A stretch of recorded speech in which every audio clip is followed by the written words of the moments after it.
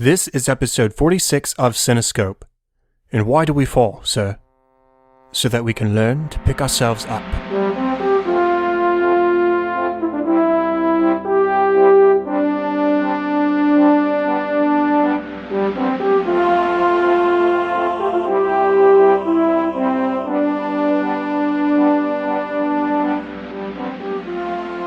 Welcome to Cinescope, where our goal is not to criticize or to assign ratings, but rather to celebrate the movies we love, exploring story, characters, music, and relevance to the world around us. I'm your host, Chad Hopkins, and joining me today is Seth O'Neal to talk about one of our favorite films, Batman Begins. Seth, how are you doing today? Doing great. How are you? I'm doing all right. We are sitting in the same room together, just like Melanie and Andrew and I have done, but you're not one of the ones who lives with us, but you're still a very, very close friend of ours, and I'm glad to have you here today to finally be on the podcast. I'm glad to finally actually be on an episode. And this is a little bit of a special episode because we sadly lost Adam West this past weekend, and you and I were actually hanging out when we found out about that.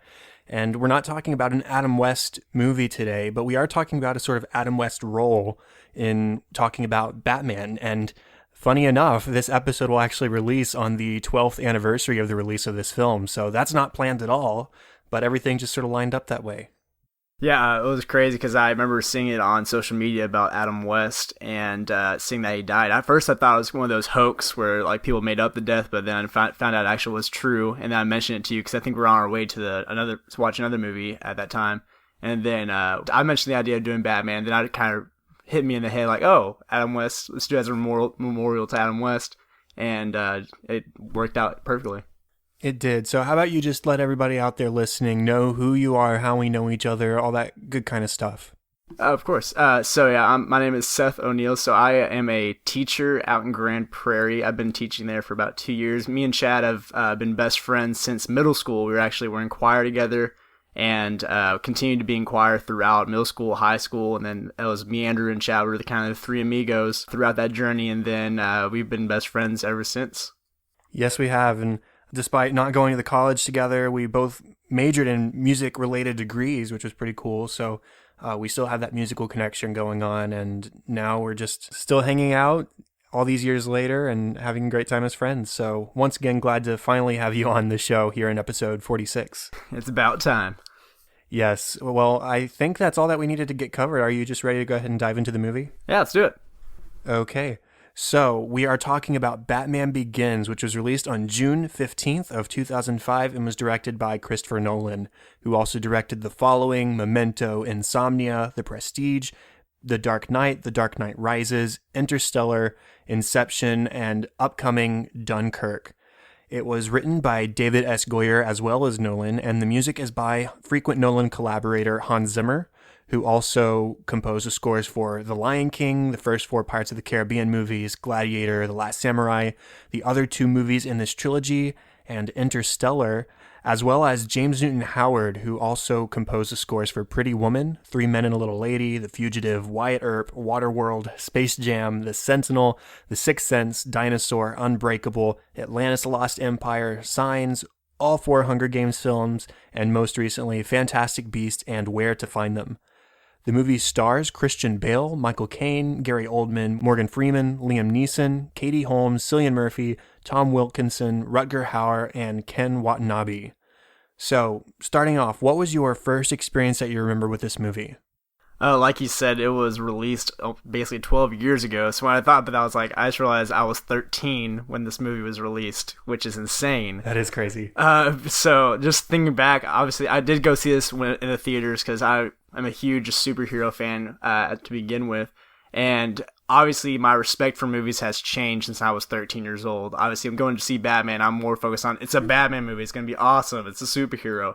So I know that I was super excited for this movie because Batman was one of the superheroes that I've grown up with, seeing all the older movies and kind of getting ready to see this. And I was super excited because it's kind of like you're ready for your own generational Batman. Like you've seen these other movies, but you're a kid, you weren't there when they were released. And now, hey, this is going to be my Batman.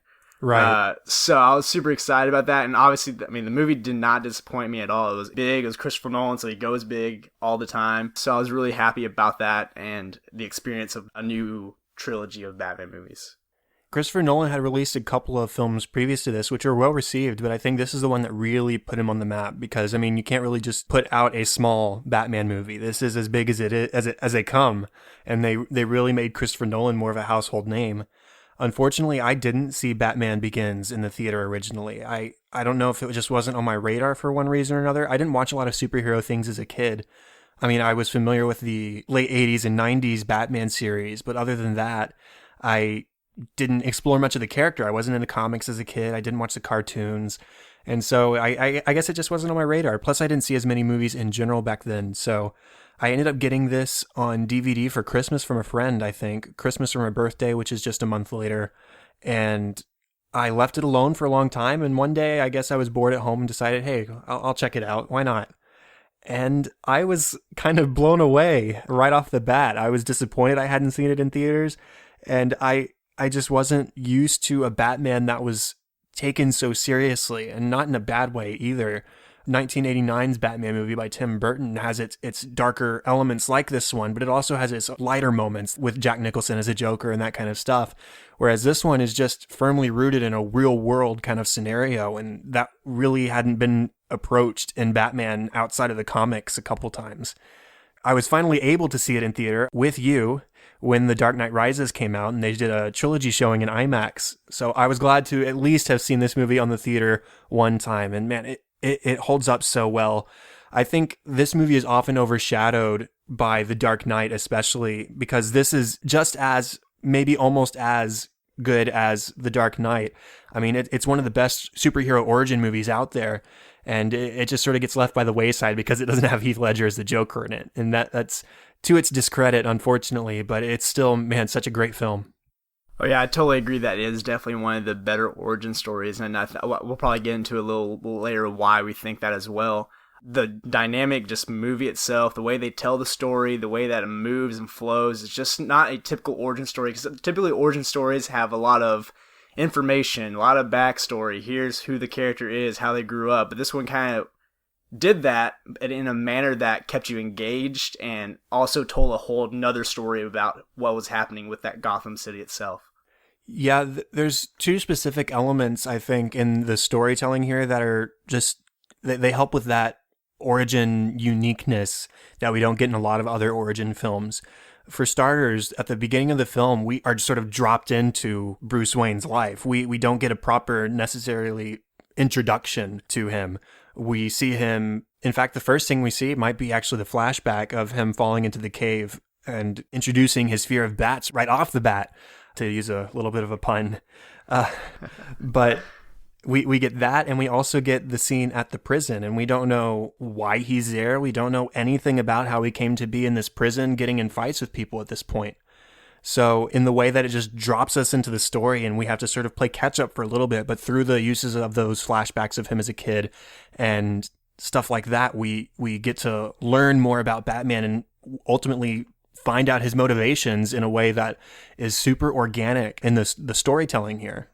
Yeah, and I also think that one big thing is that they did well is because obviously people know the story of Batman enough where they don't have to retell it detail by detail, word for word, who Bruce Wayne is, what the deal was. So they didn't have to like draw out the picture, which is one thing that origin stories fail at sometimes, where they think that we have to retell every single detail again and again and again. Yeah, like in Spider-Man where we've seen Ben Parker die 2 or 3 times at this point. Yeah, I mean, we know it's going to happen. We know it's going to be really sad and the emotions to that, but they're dropping something. I think that the new Spider-Man is going to be exciting as well. Oh, agreed. I'm just making I think they're changing that whole story too, so I'm really excited about that. So that's a little pin drop right there.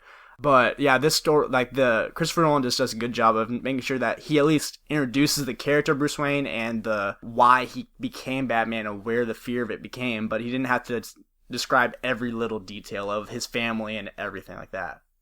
And the film editing itself in this movie, and it sort of becomes a hallmark of the trilogy as a whole, there aren't really these transitions from scene to scene. It's like they sum something up and we're moving on without a screen wipe. It's just the music and the energy of the storytelling itself moves everything forward.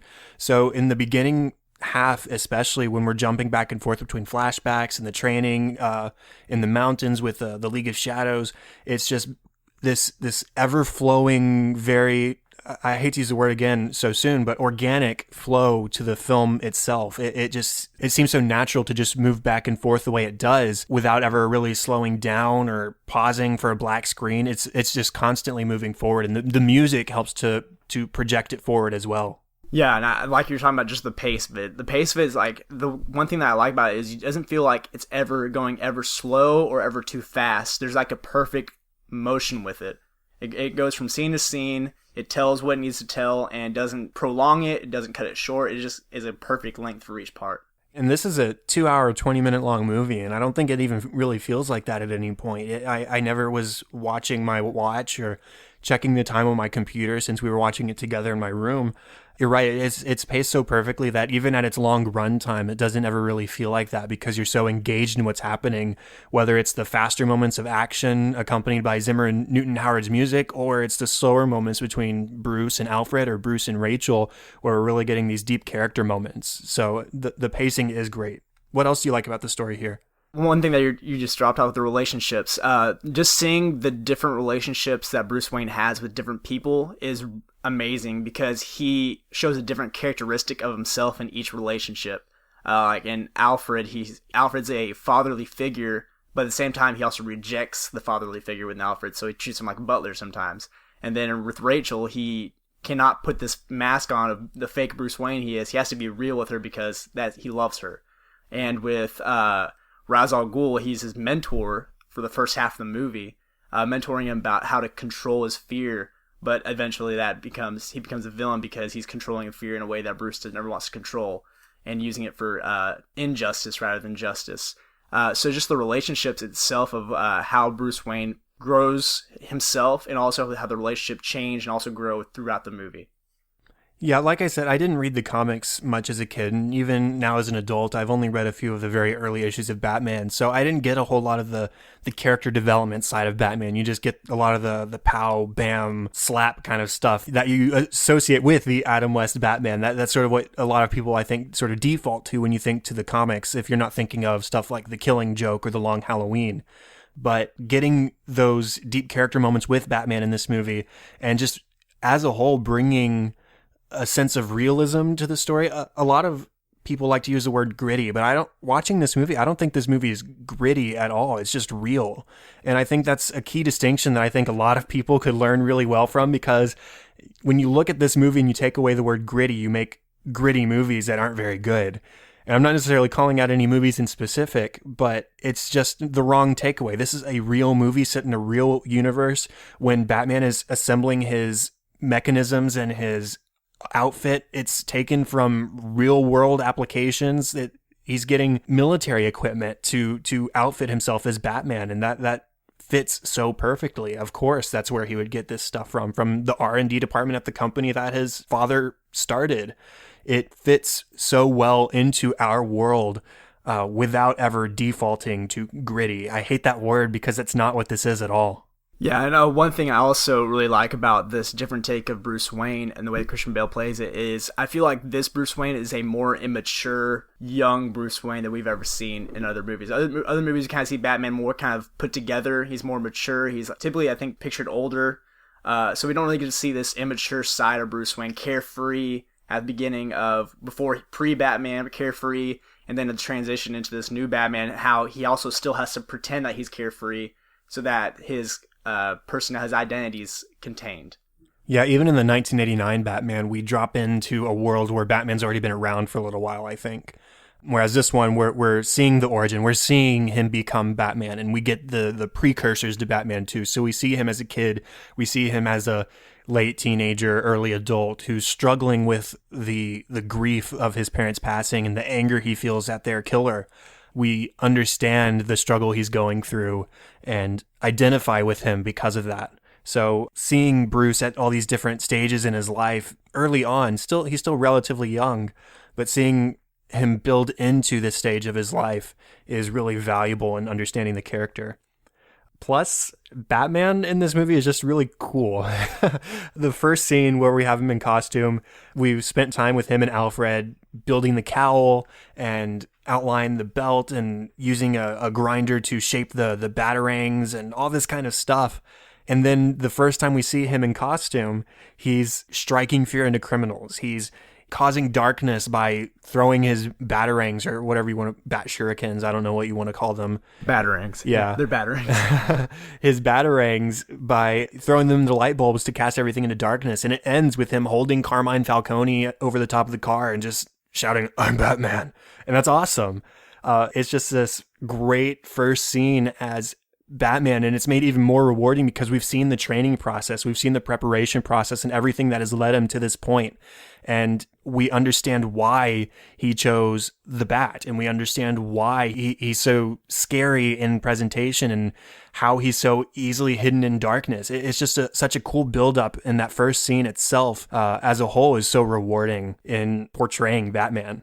Yeah, and I really like one of the scenes leading up to that, the first fighting scene as him as Batman, is he's understanding what Batman needs to become. He's talking about how Batman needs to be a symbol for the city, because a man can just be ignored, a man can just be defeated, but a symbol can last forever. A symbol can put the fear into anybody. So just that leading up to that first fight scene, you're just like, oh, this is gonna be great. It's gonna be great. They build up to it so well, so that when it happens, you're just like, oh, this is the Batman I want. I want this action. I want the fear that you can see in their eyes. They're running away from Batman. Because even like from the get-go of the fight sequence, like one guy gets taken out and everyone else just freaks out and runs away because they have no idea what the heck this thing is. Right, and he's so efficient that they don't know if it's one person or multiple people. It turns him into a sort of supernatural being without introducing any supernatural elements. Yeah, and that all, of course, goes back to his League of Shadows training that he gets to. Now we can just see the process of him becoming... Because we see at the beginning of the movie, he's a good fighter. He's fighting in the prison. He takes on several men, beats them up. And then all of a sudden you see this new fighting style where he's now kind of doing the ninjutsu kind of mindset of the League of Shadows, how they disappear, reappear, using your environment as an advantage, and then just seeing that all come full circle. It, again, adds more to Batman than just thwip and bam and crash. And I don't say that to criticize the 1960s Batman or the comics or anything like that. It's just a new version of the character we really hadn't seen before. It, again, adds real-world realism. Last thing I really have to say about the story, the Gotham setting is an excellent setting as a whole, because we get to see both the lightness and the darkness of the city. We see the downtown area where the rich people are thriving and where the subway is leading. But as time has gone on and the Waynes are dead, we see the same subway covered in graffiti. We see the dark parts of the city. We see the Narrows. We see the docks. We see all these places that are shrouded in darkness and led by crime. And it sort of is an example of how light and dark can exist in any place, and even within ourselves sometimes, and within Batman, and within Ra's al Ghul. There's light and darkness in all of us, and in this setting, it's just so clear and easy to follow. Anything else about the story or anything like that? Yeah, there's one thing that actually caught my attention at the very beginning of the movie was whenever he was actually talking to Ra's al Ghul, and Ra's al Ghul was training him. And one of the things that Ra's al Ghul was telling Bruce is talking about how he's not just becoming a vigilante, but you want to become a legend. You want to become something that will last forever. Your tales will last forever. And I think that that's a perfect setup for the entire trilogy itself, because at first, when people of Gotham see Batman, they see him as a masked vigilante. Police don't like him because he's breaking the law. The people love him because they're protecting them. And then that whole vigilante sequence kind of transitions into a legend at the end of the trilogy whenever he saves Gotham from exploding from Bane. And you see that whole transition from vigilante to legend of Gotham, the savior of Gotham. And that's just an awesome kind of like first movie. Within the first few scenes, it kind of already set up a kind of map of what this trilogy is going to lead up to, of the legend of Batman. Right, it's like a projection of his character arc from what we see him at the beginning to what we see him at the end, where they've erected a statue. I think they erect a statue. Yeah, it was a statue. It's been a while since I've seen The Dark Knight Rises, but yeah, they erect a statue for him in Gotham after he has saved them all. So yeah, I think that's a cool thing to point out. Well, let's go ahead and talk about characters just a little bit more in depth. So we talked about Bruce a little bit. From the very beginning of this film, we're given his backstory. We learn that his family has a legacy of doing good in Gotham, whether it's helping slaves to escape. We find under Wayne Manor, there's a system of tunnels and an elevator to help slaves to escape from slavery, or whether it's his dad, who is this rich millionaire, billionaire even, owns this huge corporation, but he works in a hospital. He's just a do-gooder, and everything he does is focused around helping Gotham, the city, to be better and to hopefully be safer. So that really sort of helps Bruce to understand that my purpose in life, his purpose in life, is to help people. And he just has to find his own way of doing it. He thinks maybe the first way he was going to do it was by getting rid of Joe Chill, who killed his parents. And he, through Rachel, understands that that's wrong. And that sets up this reason that he has for not wanting to kill people. He sought revenge on Joe Chill. He was thwarted. He was scorned by Rachel. She says, "Your father would be ashamed of you." And though he's hurt in the moment and she has slapped him and he steps out of the car and doesn't talk to her for 7 years, he understands that she's right and he throws away the gun. And the whole rest of his journey is about seeking justice without becoming an executioner. And that is what separates him from criminals and from the League of Shadows themselves, is his unwillingness to kill. And it's because of the path that was laid for him, as we see at the beginning of the film. Yeah, and I think that's a great description of kind of the character. And I think that obviously his parents were a great example to him of being good, doing good. His legacy that Alfred kind of explains to him as doing good. And then obviously his life gets switched around when his parents die. And then I think at that point he's like, well, I'm not ready to do good. I don't know how to do good. I'm just a little kid. And now my parents are dead. I'm angry. So he kind of turns away from what his whole family's kind of been set up, because he doesn't have anyone to direct him in a direction that will point him towards where the Wayne legacy has been going towards this whole time. And I mean, he has Alfred, but I mean, Alfred is not his parents at that time. Like, he doesn't look up to Alfred as a parent. He just knew Alfred as a butler ever since he was a kid. So that kind of threw his life off track. And then him coming back, kind of growing a little bit, but also at the same time still angry, getting through that anger, and then kind of transitioning his mindset to now I understand what my parents did. I'm going to do the same thing, but in the way that I know I can do it. Because his dad was a doctor. Obviously, Bruce skipped school. I mean, he went to Princeton at one time, came back, said it's not my thing. Like, he was never an educated guy. He was more so you can see him, a fighting guy. He fought his whole life. So his way that he could do good is by fighting back. So it was just a different way. He found his way of doing good for the city rather than the ways that his father or his ancestors did during their time of living. And he does so in a way that's empathetic to criminals. He starts his journey towards becoming Batman by abandoning his status as Bruce Wayne. He gets rid of his wallet, his money, his clothes, and he sets off on this journey to experience life from the perspective of these people who have to resort to crime and many times because they don't have other options to supply for themselves and to feed themselves and that kind of stuff. And so though Batman himself is a violent character, the fact that he doesn't kill, I think also, yes, it shows a value system, but it also shows that he understands them, and he's not going to give corporate punishment for people who often resort to things because they feel they have no other options. I think that's an important aspect to consider when talking about Batman in this franchise as well. Yeah, I agree with that for sure. And that definitely sets up his morals that we can see throughout each movie of the trilogy, and how each movie challenges his morals even more. So like this one, he starts his morals out. He knows what he's going to do. Dark Knight, the Joker challenges that moral, saying, you're going to have to kill me in order to get rid of me. Like, he'll find a way to escape. I'll always be there. And then Bane shows up, and he's going to destroy Gotham, and his morals are challenged, and he even goes past his morals at that point because he wants to save the city from what's going to happen. And it's just a continual challenge of who he wants to be and what he wants to be known for. And then you have his relationship with Rachel. You know, they grew up together in the same household. He values her as an old friend. He values her as a judge of character, as we see, because she knew his father and is one of the few people who's still involved in his life. And then we see her as a love interest. And I like the way that their relationship builds throughout the course of the film. At the beginning, they're just childhood friends. later when he's come back for the Joe Chill trial, we see sort of a little bit of romance in between them because distance makes the heart grow fonder, I suppose. And they separate angry at each other because Rachel has scorned him and Bruce has threatened to kill this other guy, and it's just bad on all counts. Well, 7 years later, when he's gotten his training and he comes back, he now wears this mask, as she calls it, of being this rich billionaire playboy, where he's really more of Batman. He's really this guy who's seeking to do good in the world, and he can't show her because he's Batman and he can't really let that secret out. And by the end of the film, when he's not certain he's going to be able to come back from it, he lets her know in the way he knows how. But the growth of that relationship, I think, is really nice throughout the film. We see a progression rather than it just happening. Yeah, and one thing I really like about Rachel's character that Katie Holmes does is that she's just consistent throughout the film. Her character doesn't change at all. She's still the same Rachel throughout the whole entire film. She's kind of like a rock for Bruce.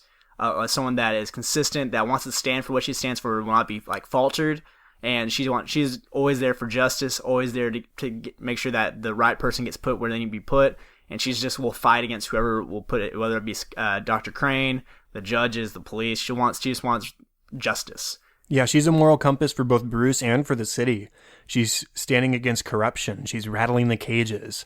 She's doing what she can to do right by the city and by the law.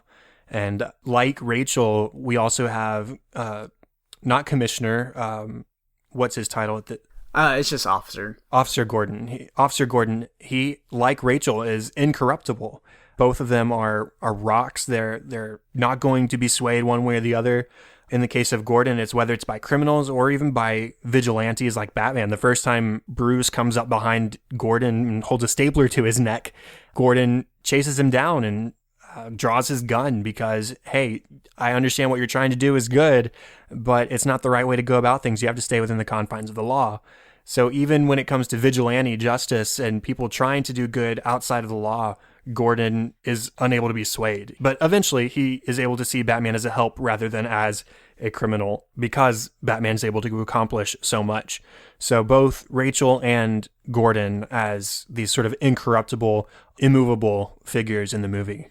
Yeah, and I really like that both of them are in the law. They're both one's a lawyer, one's an officer, so they're held within the constricts of the law. They can't go outside of it or else their jobs are in jeopardy. Even though obviously the city itself is in jeopardy because people in those positions are corrupting and they're taking stuff that they shouldn't be taking, everything like that. But so that kind of gives Batman the more of a alleyway of being outside the law because he sees even though they're inside the law, they can only do so much. So his character needs to be someone that can do what they can't. So it's really, I didn't even realize, I knew that they were both in the law, but I never really made the connection. Hey, they're both in the law. He can be outside the law type of relationship. Yeah, it's sort of a I can dirty my hands so that you don't have to situation because Batman is a vigilante essentially, and he's not operating as a public official. He's able to do things that they wouldn't otherwise, including in the second movie, he goes to Beijing to bring Yao, I think, back. That's something that Gordon definitely couldn't do even in his capacity as a police officer. So that's a good point too. Now, we also have Alfred, who is loyal to Bruce. He's loyal to the Waynes in general. And there's something I hadn't thought about before while we were watching today. Bruce has been missing, presumed dead for 7 years at the time he comes back to be Batman. And that means Alfred was probably by himself alone at Wayne Manor, enjoying a life of non-servitude. He might have been keeping the place clean, but other than that, he was living for him. And Bruce comes back and he just falls easily back into the role of father figure, butler, whatever you want to call it. There's no question. There's no pushback. He's an unselfish character in that sense. He's there to help the Wayne family and the Wayne legacy as much as he can. And when Bruce comes back home with this crazy idea of becoming this justice warrior in the night, he doesn't question him because he sees that Bruce is continuing the Wayne legacy of helping people.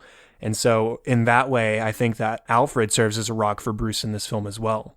I definitely agree with that for sure. And I really like one of the scenes where Bruce is kind of questioning Alfred's intentions, motives, and Alfred tells him that a man entrusted me with what was most precious to him. And that's obviously referring to Bruce himself. So he's like, I mean, I honestly couldn't care for anything else. I'm here for you. Like, that's kind of just ensuring that he's a rock for Bruce. He's someone that continually is a hope for Bruce. He knows that Bruce will end up doing good. He knows that that Bruce inside of himself, even though he may be having a huge conflict, that there is good in him. He will make it out. He will continue fighting no matter what. So Alfred's just continually, and even Bruce always asks himself, "You'll never give up on me." He's like, "No, I'm never going to give up on you. I know who you are. I'm not giving up."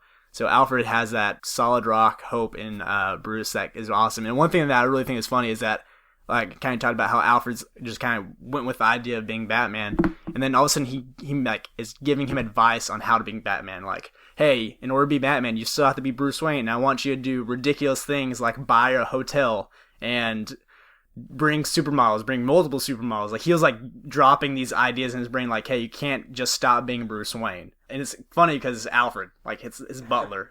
You never think that Alfred would just be giving these crazy ideas of how to continue being Bruce Wayne to Bruce Wayne.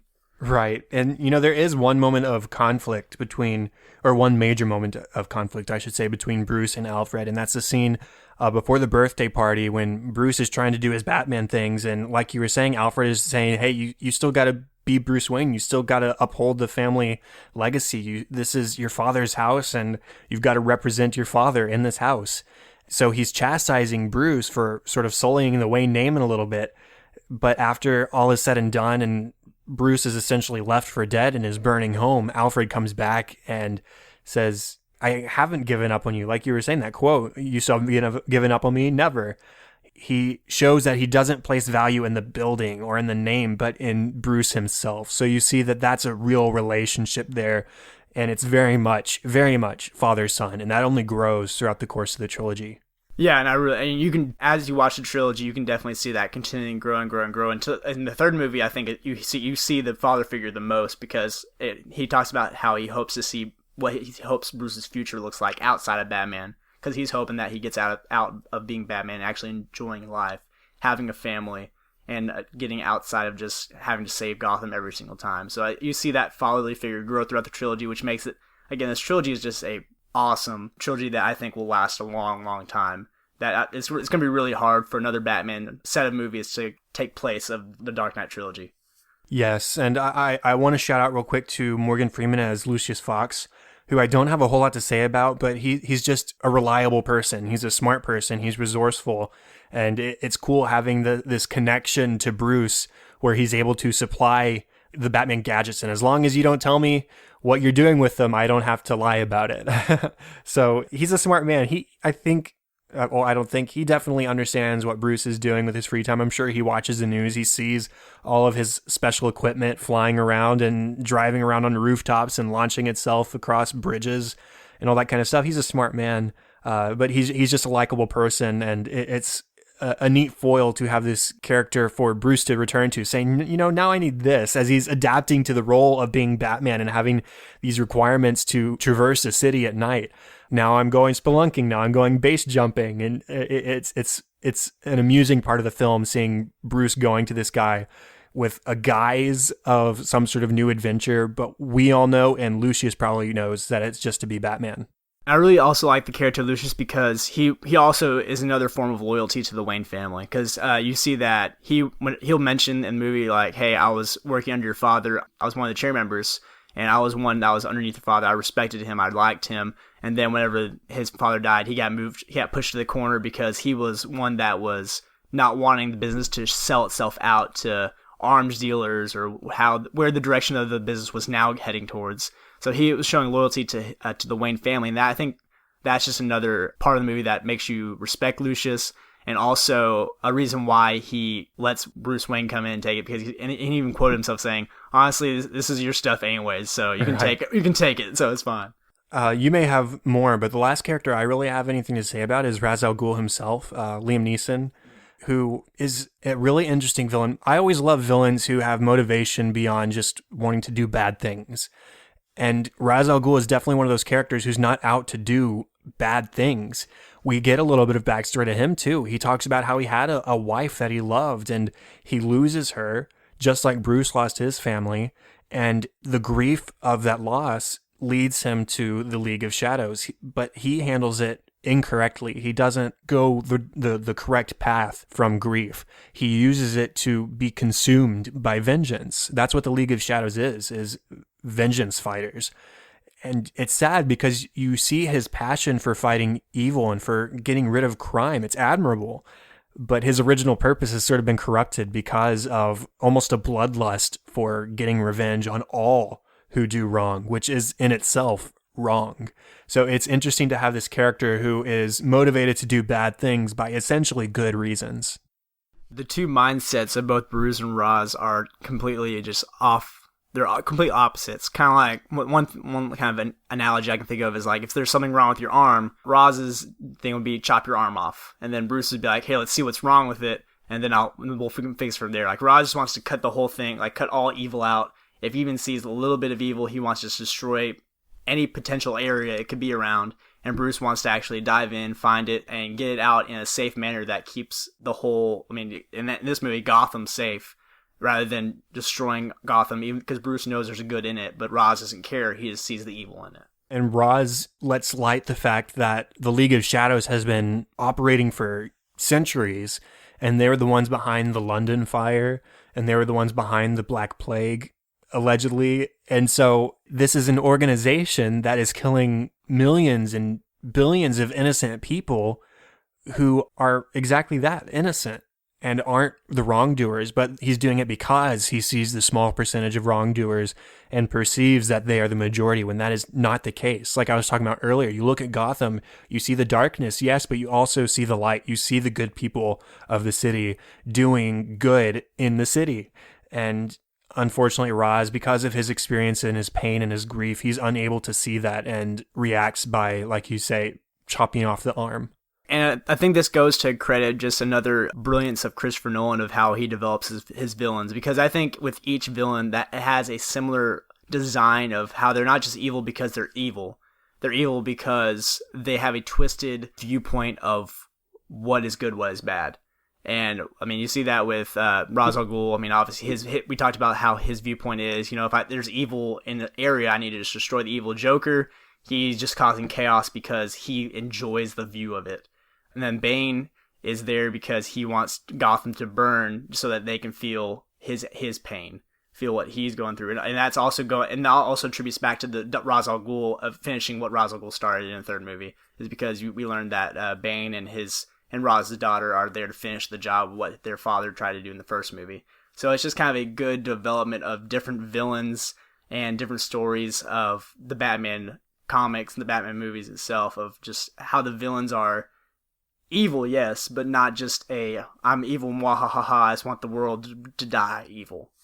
It's always nice to see a villain, whether it's in a Marvel film or in a other superhero film or even just a normal drama, somebody who's doing bad because of reasons that they see as righteous. And that's the most interesting kind of villain to me. So let's go ahead and move on then. Let's talk about the music a little bit. So joint venture by Hans Zimmer and James Newton Howard here. What stands out about the music to you here? I just really enjoy the dynamics of the music, because throughout honestly, I didn't really think about the music at all until it got to the major action scenes where you can actually hear the dominance of the music. And Hans Zimmer, his music he makes, you can definitely tell he belongs to him, because he has a consistency of using heavy percussion like bass, and then also using horns that have powerful hits to it as well. And it's just throughout the movie, you can kind of the music just fits perfectly with the situation. Whether it's something leading up to a big fight scene, you can kind of feel the rush of it.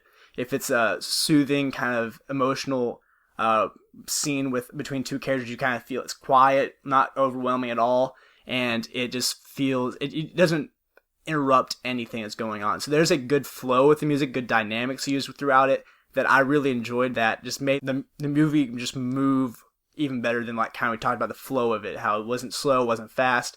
The movie just moved well. I agree. And one thing that's interesting, that's unique about this soundtrack specifically, is the track titles are actually named after different species of bats, if you didn't know that. So if you look at it, you have stuff like Molossus, which is the main action cue, or Vespertilio, which is the very first track. You have Epticicus, which, I mean, I don't really have a whole lot of bat knowledge, so I wouldn't have been able to identify any of these species. But it's cool when you look at the track list and you do a little bit of research, you see that they are making the bat association, because this is all about origin. This is all about establishing the character. And so much about this movie is establishing Batman as a man who has conquered his fear and is using his fear on his enemies. That is a big focus of this movie, is overcoming that fear. And so to take the track titles themselves and to name them after different species of bats is a real unique approach. Now, for the music itself, at the beginning, it sort of alternates between a mysterious sound. It's energetic still, but it's very mysterious. We don't get a lot of substance right off the bat, but we get hints of Batman's eventual theme, which is this sort of ascending minor third. The bum bum. That's Batman's theme. It's really simple, but that persists throughout the entire trilogy. And at the beginning, when we hear it, it's just the simple note. We don't get a lot of extra chordal backup kind of stuff. But we also get the more melodic and the almost melancholy music for the flashback scenes for Bruce's past, and it accompanies the relationship scenes between him and Rachel especially. The first big glimpse we get at the action music is during the scene at the League of Shadows when Bruce is escaping.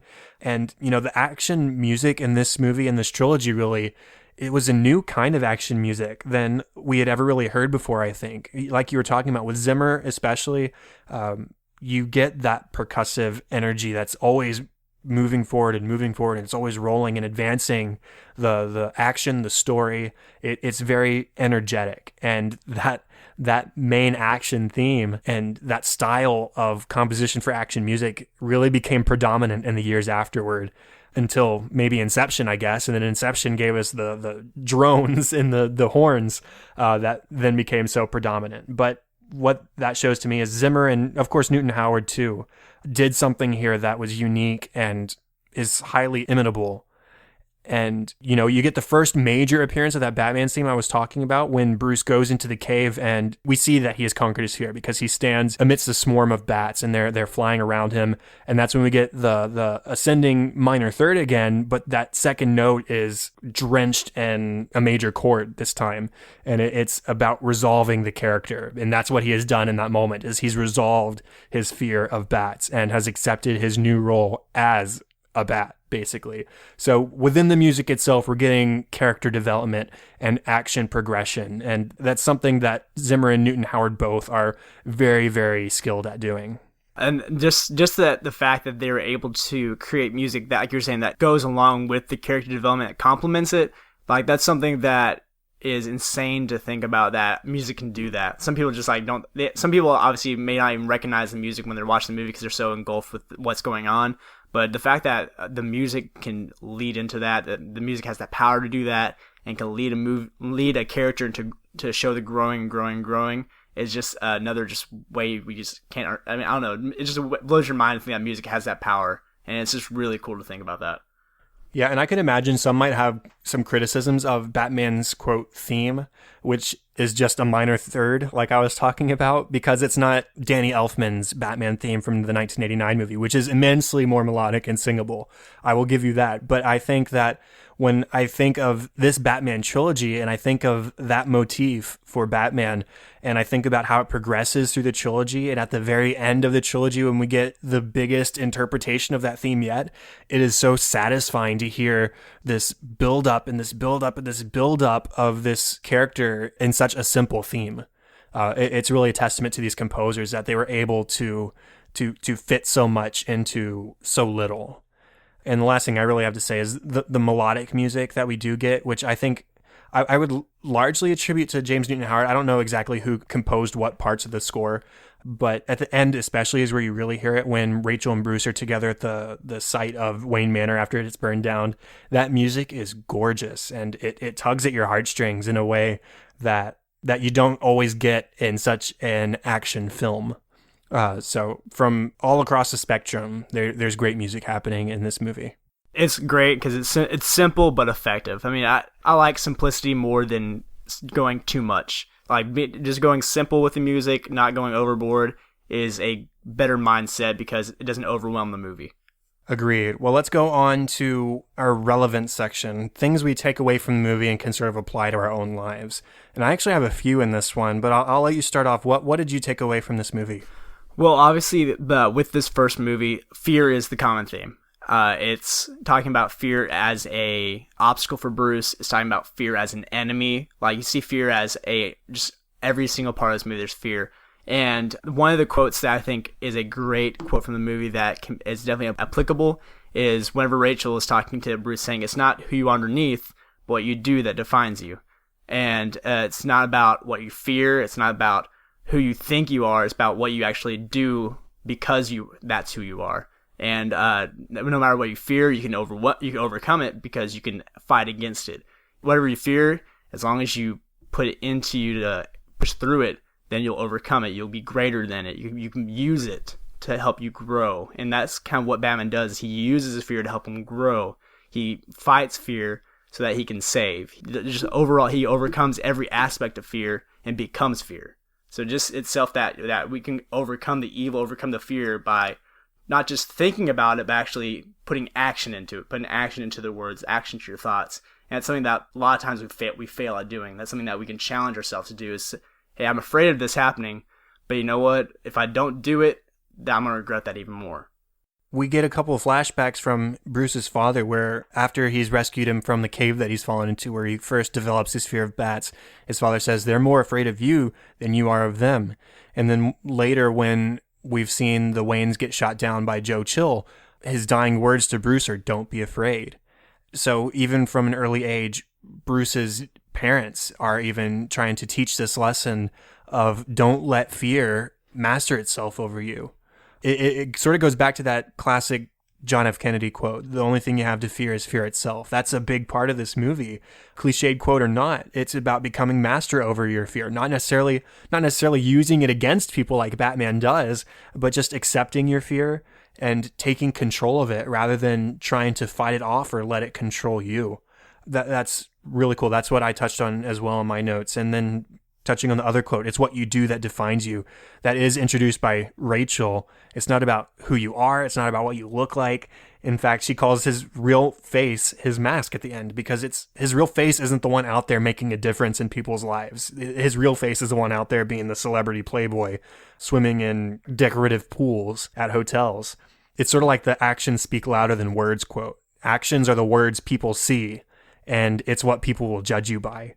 People are going to look out there and people are going to see Batman as someone who's taking down crime and not killing anyone. It sets an example and it separates Batman from other masked people, whether they're criminals or otherwise. Batman is the one who's out there doing good without killing.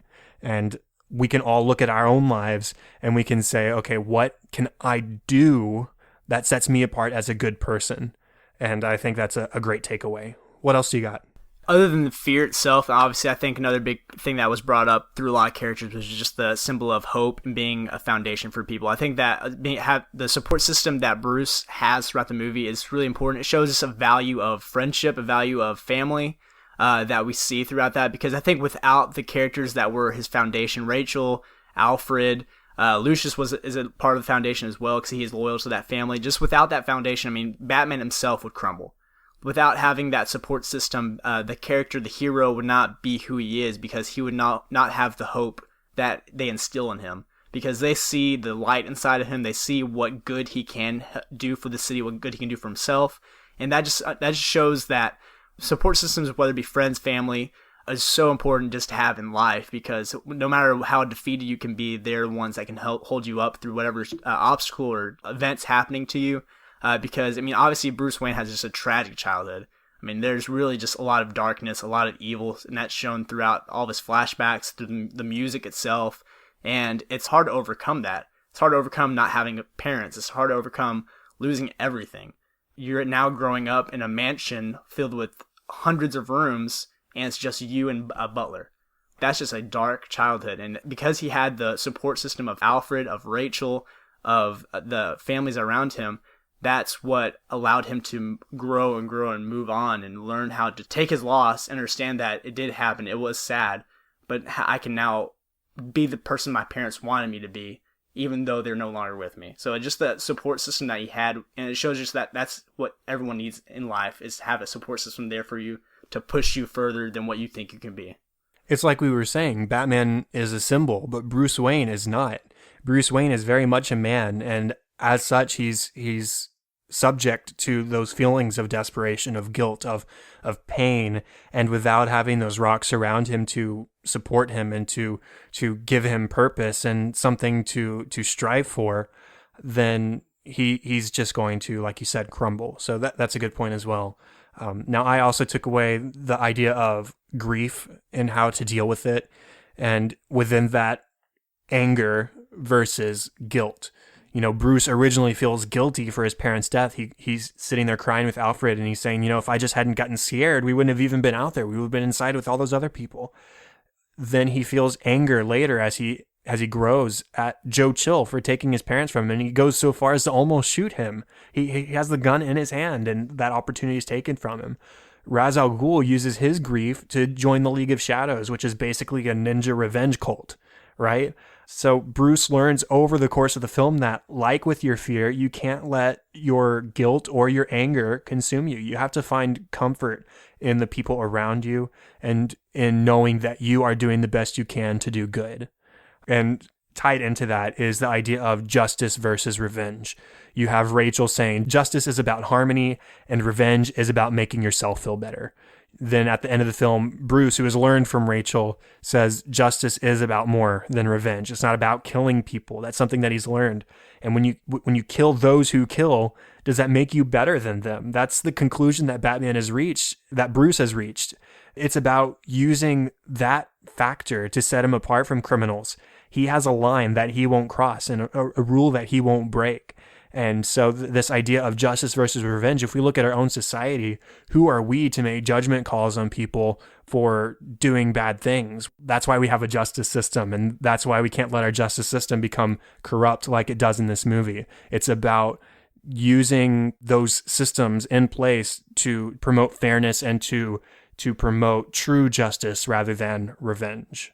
Yeah, this movie does a good job in portraying what it would look like when there is no justice in the city. Like, what would a city actually be founded upon if those that were in the positions of justice were not really there for justice? Like, it's a good picture. It's also a scary picture as well.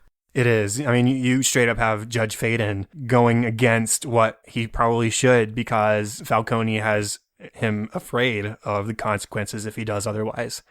That's another example of the power of fear and why you can't let it control you. You have to always seek to do good.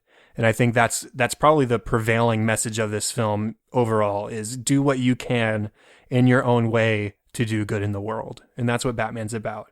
Yes, he's violent about it, and we shouldn't all go out there dressed in masks and capes and punch bad people in the face. But we need to find our own way in a way that suits us to do good in the world. And I think that's what I take away mostly from this movie and from Batman in general.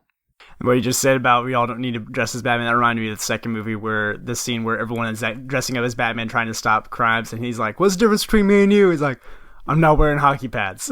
Right. So I just reminded me of that funny part, but I totally agree with that. Like it just shows you that everyone has a specific calling of what you need to do in order to impact your community or impact those around you. And it's a different tool set that you've been blessed with, whether it be through your talents, through your work ethic, through whatever you've been raised and are able to do. You have a way of impacting those around you. So just make sure that you identify that and use it to your own best ability to do good in this world.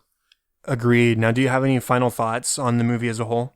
Final thoughts, obviously, this trilogy is just one of my favorite trilogies overall. And I mean, this, like we said, is just a great origin story. It brought a different respect for Batman and his character, and it's just a trilogy that is going to stand time. And I think it's just something that if you have not watched the trilogy, sat down and watched the trilogy all the way through, you need to do that because you get to see so much character development, you get to see so much themes and messages that the story shows, and also you get to just see a great trilogy. Like it's probably one of the top 5 trilogies I know of. Superheroes are the mythology of our modern day and age. It's our Greek gods and goddesses, essentially. And just like they did with those tales of Greek gods and goddesses and stuff like the Odyssey or in the Iliad, there are lessons to be taken away from these kinds of stories. And Batman here, like we talked about, is about doing good and about resisting corruption and about holding fast to those you love. And this movie promotes all of those things. It brings a character of Batman who can be absolutely fun and a blast in roles of camp and comedy, but fits just as well into our world of realism and true life situations that we can identify and take a lot away from. So Batman Begins, absolutely fantastic origin story and a great start to a fantastic trilogy. So I think that sums it up. That is the end of the official 46th episode of Cinescope. Thanks for being on the episode with me, Seth. Yeah, it was awesome. I had so much fun. Thanks for having me. Contact for the show, facebook.com/Cinescope Podcast or at Cinescope Pod on Twitter. Please remember to rate, review, and subscribe on iTunes. Don't forget that giveaway is still going for 6 more weeks. If you're wanting to get a free movie or two, make sure to rate and review on iTunes and to head over to social media and tag the show so that I see it. And those will both enter you for entries into the giveaway. And also, you can email feedback and ideas to the Cinescope Podcast at gmail.com. If you're interested in co-hosting, you can also use that email address. If you have a movie that you love that you think you could talk about for X number of minutes, then let me know because I'd love to have you on the show. Now, Seth, where can people find you online if they choose to see more of your thoughts and opinions? You can follow me on Twitter. My tag is at SethO2. So Seth, the letter O, and the number 2. That's probably the most accurate way to follow me so I can get in contact with you if you have any questions. And I'll also post funny stuff on Twitter. So there you go.